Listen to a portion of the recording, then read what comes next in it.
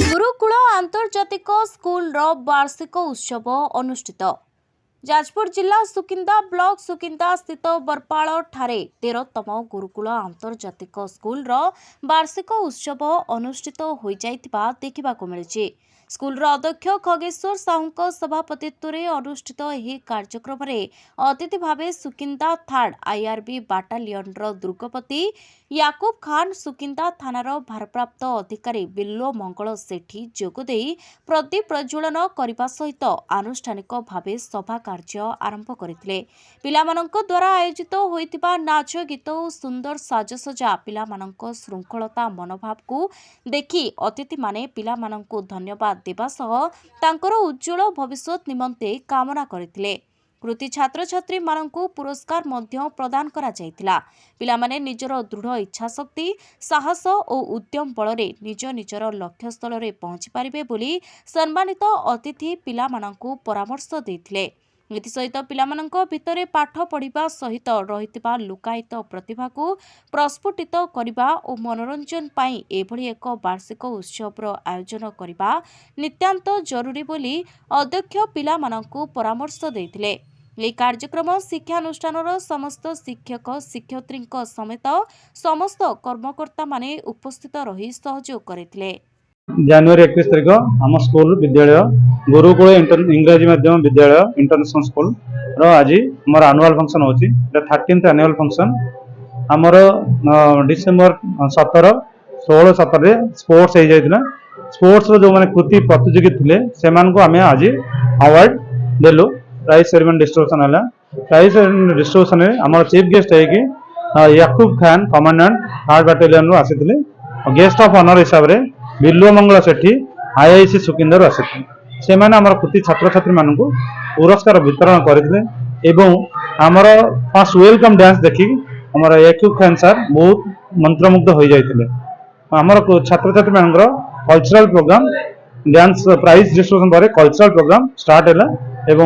आज school annual function होची बहुत खुशी दिन पिला आज एनुअल फंक्शन रे बहुत कुनि कुनि पिला माने तांकर बहुत इंटरनल टैलेंट जहाँ भी अच्छी ताकू शो करुछंती। बहुत खुशी लगुच देखिके स्कूल रा कोऑर्डिनेशन पिला मानकर परफॉर्मेंस टीचर मानकर कोऑपरेशन पिला माननकु लेकी स्टेज रे छिड़ा करबा ठो आरंभ करी सब प्रकार अरेंजमेंट देखिके बहुत खुशी लगुच भल लगुच।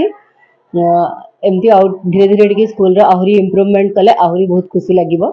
13 वर्ष हलानी एटा चालीच फंक्शन मु विगत ए गुरुकुल स्कूल रे मु विगत स्कूल छुआ एडमिशन हा पूर्व मु फंक्शन देखि आसुची लास्ट 4-5 वर्ष हम स्कूल बहुत सुंदर भाव फंक्शन होउची। मु केवल ए छुआ को एठी मोर दबा उद्देश्य है कि ए स्कूल बहुत मु गुरुकुल जो शिक्षा जो प्रकृति गुरुकुल जोड़ा अच्छी सेटा मु देखिची। तेणुक मो छुआ एलकेजी रे पढ़ुची मो छुआ मु देखिची लास्ट एटा हम 1 ईयर कंप्लीट हम जोटा कि मो छुआ बहुत पाठ पढ़ा डेभलप कर जोटा मु भाभी नथली जे मो पिला पाठ पढ़ा आगो को जीव।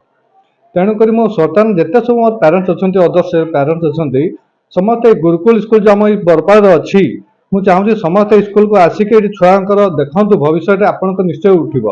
मु देखी स्कूल प्रत्येक वर्ष किसी ना कि नवोदय के पिला पाँच के पिला आदर्श भी पाँच स्कूल भविष्य तो निश्चय अच्छी छुआर यहीटा मुझे समस्त रिक्वेस्ट करुच्ची आसतु समस्त आम स्कूल देखा ये टीचर भल अच्छा जो व्यवस्था बहुत सुंदर भाव अच्छी कल्चर कहीं स्पोर्ट्स सब जिन बहुत सुंदर भाव परिचालित होती स्कूलटा हाँ देखापी आप छोट लगिपे किंतु पाठ पढ़ा जो व्यवस्था जो होमर गुरुजन मान जोटा देवा जो शिक्षा से सब दि जाऊँगी स्कूल बहुत सुंदर अच्छी। आज आमर जो एनुअल फंक्शन एठी करा जाउची 13 वर्ष है आम स्कूल एनुअल फंक्शन आम करूछु।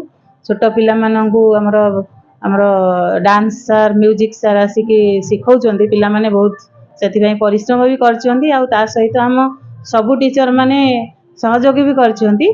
सेथिपाई आमे लगातार अधिक प्रैक्टिस करिछु 15 दिन हैला पिला मानंकु प्रैक्टिस करैछु आ पिला माने बहुत एंजॉय भी करूछंती। ता देरे हमर 1 एक्ट प्ले रहिछि सॉन्ग रहिछि डांस रहिछि पिला मानकर जो पिला मानकर जे भली प्रतिभा अछि से प्रतिभा को आमे प्रस्फुटित करिया पई जहा जहा हमर दरकार ताकू आमे पिला मानू करिया को सुजोग देइछु।